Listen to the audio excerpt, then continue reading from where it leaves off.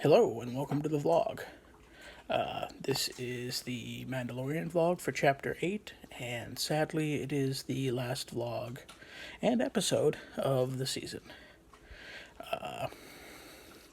But it's fine, it was a great show, and surely there'll be a season 2, I just don't know when it will be. So let's jump into it. So the episode starts off kind of where we left off, with the two stormtroopers that killed Queel, and picked up the child. They blast off with their speeders and then stop just outside town. And we get a really fun sequence of events. Basically, these two troopers just talking the breeze, commenting on how Moff Gideon just killed a bunch of their fellow stormtroopers and Werner Herzog. God, I miss him. And then some other stormtrooper troops, they try to shoot at a plant and they just couldn't hit it at all.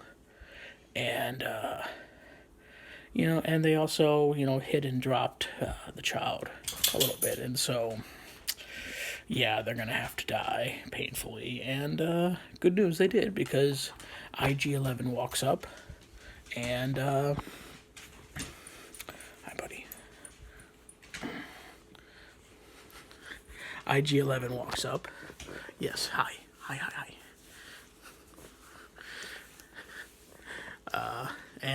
Well, he beats them to death.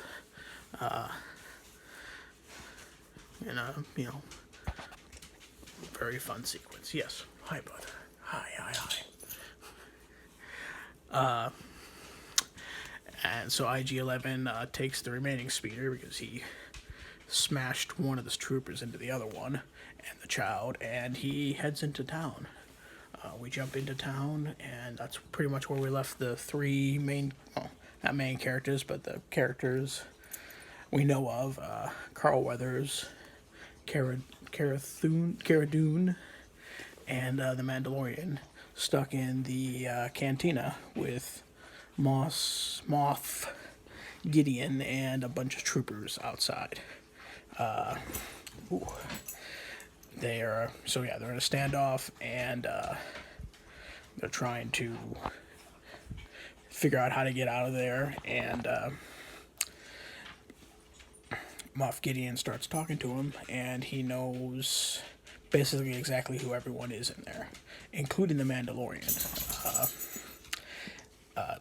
Mandalorian's actual name, which is the first time we hear it, and just everything about him. Which cues us to see a finalized vision of the scenes we've been seeing as him as a child during the droid attacks. And we see, just after that door opens, and we see the one, was that a sentry droid? I don't remember what kind of droid that is. We see him, and then he gets immediately destroyed by a Mandalorian, and we see that a bunch of Mandalorians, a troop of Mandalorians, are there to fight back the droids, and they rescue him, and the Mandalorian then says, they took him in as a foundling.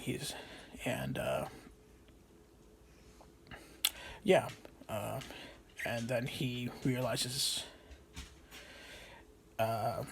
he knows that it's Moff Gideon, because I guess Moff Gideon's the guy that led the attack on Mandalore, and he was the only one that would have access to the records, where that's the only place that his name would be. And I guess, if he's somebody that, wrecked Mandalore, and everyone knows who he is, so he's a pretty notable guy. They made a comment like he was executed. By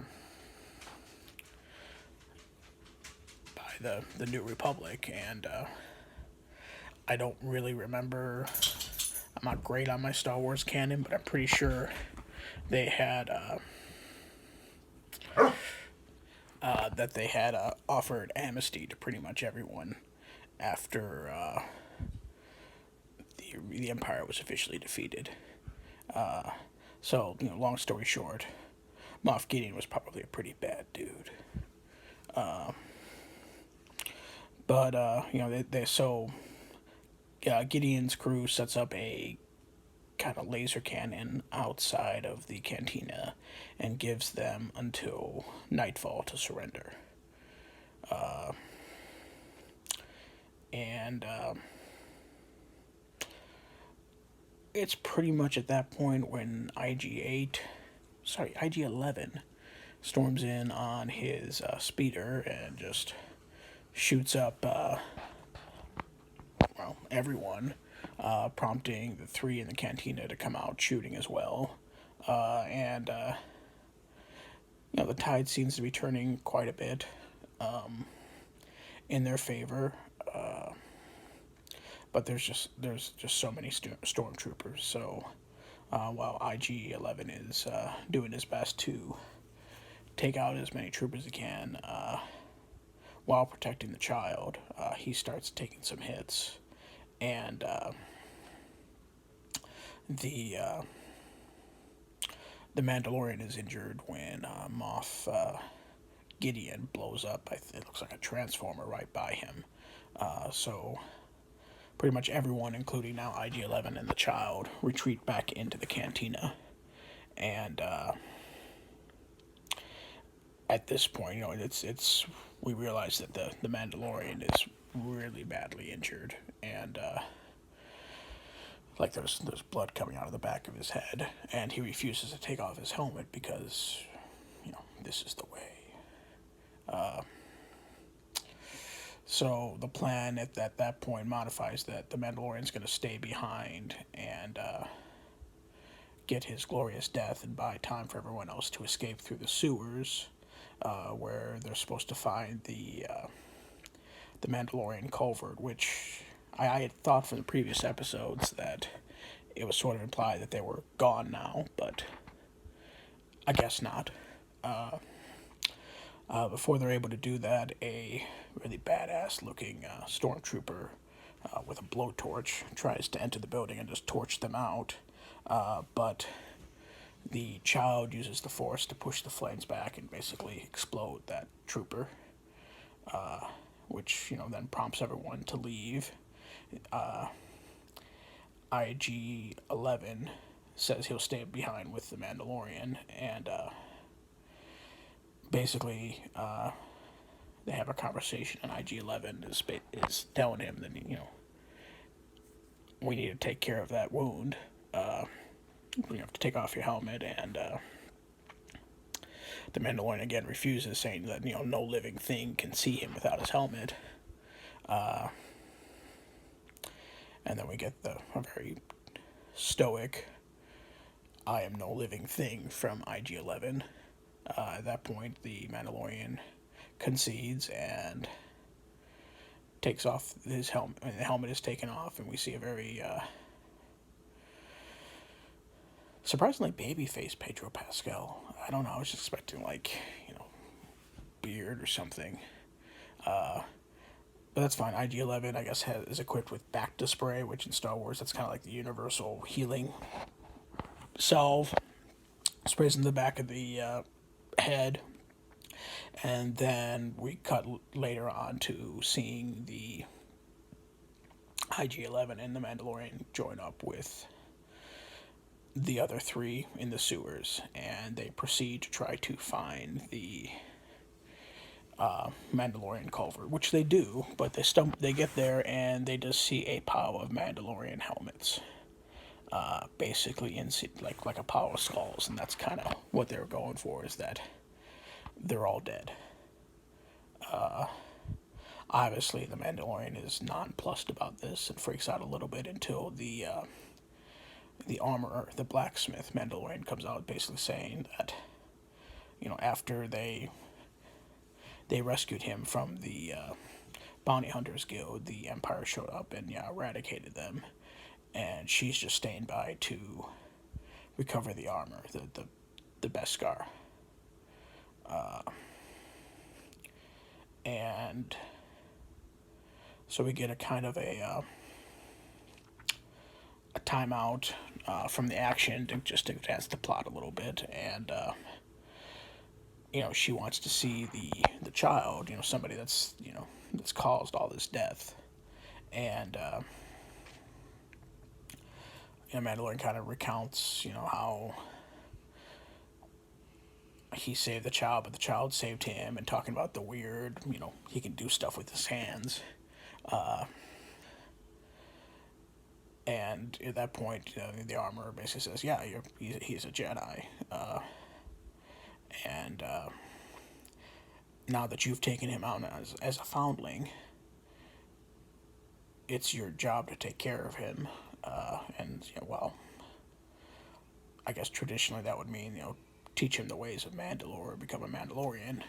Obviously that's not going to work for somebody of the Yoda species. So his secondary obligation is to get him back to his family or his species, and that's implied. That doesn't mean getting back to like other Yoda-like species. That means getting him to the Jedi, which is a fun thought because at this point,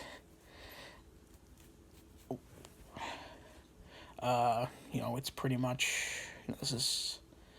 I think it's 5 years after Return of the Jedi, so it's pretty much Luke, I guess Leia,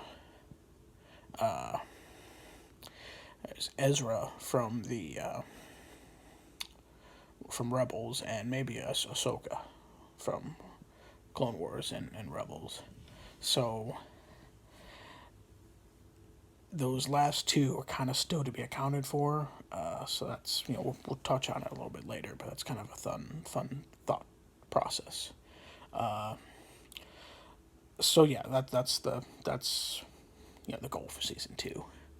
He gets his signet, which is, I wasn't sure what it was gonna be. It was just kind of a random, like it was kind of like a inverted JC thing. I believe she said it was like for the clan of 2, and she used the phrase like "take care of him as his father," which was a really big sentimental moment. And then sets him on a path to escape, which is going down a underground lava river, and which they do so. And as we go on, we get a scene of the troopers coming upon the armor as she was just kind of sitting at her forge with her two hammer and tongs. And we just get a fun action sequence of her just basically beating them all to death. One guy like falling into the forge, and that was, it's like instantly liquefies them. It was like, ugh. Fine. But anywho, so I'm sorry, this is kind of dragging on. All right, underground river. They're going down a barge on this underground river of lava, and they get to a point where they can see the exit point, but then the Mandalorian can see through his visor that basically there's troopers surrounding that entrance, so they're screwed. So at that point, we get the climax to the fun 2 episode arc of IG-11, where he was a hunter droid, destroyed and then remade as a caring, a servant for the people droid. And this episode was titled Redemption, and it's obviously redemption for IG-11, where he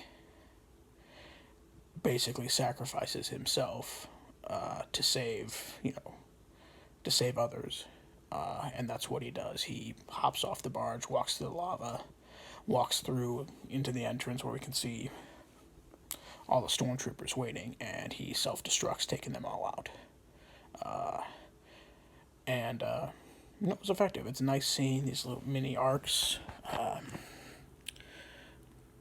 like this, and they're done well. It didn't come off cheesy at all, which is really a danger of. And it was great. So yeah, they get out. They start walking towards the ship, and now one last thing I do with it's Moff Gideon comes in and starts shooting at them with his TIE fighter. And I'm sorry, I forgot all in the sequence of Back with the Armorer. Besides getting his signet, he also got a jetpack. So the Mandalorian uses his jetpack to lasso himself to the TIE fighter. Manages to blow off one of the, I guess, the wing of, no, foil. The foil of the TIE fighter, causing Moff Gideon to crash. And at that point, we get our, resolution where the Mandalorian, Carl Weathers offers him, entrance back into the Bounty Hunters Guild as high honors. He offers Cara Dune into that guild, and also as a personal protector for Carl Weathers. And the Mandalorian, doesn't say no, but he needs to finish his job, which is getting the child to his people, which is the Jedi. So that's basically season 2. So him and the child get into the Razor Crest and fly off into season 2. And then we get one last shot of some Jawas hanging around the TIE fighter, Moff Gideon's TIE fighter. And then we see, it's upside down. And then we see a dark blade. I can't really describe it. Just bear with me when I say it's like a dark blade. Push out a lightsaber cutout, and we see it's Moff Gideon.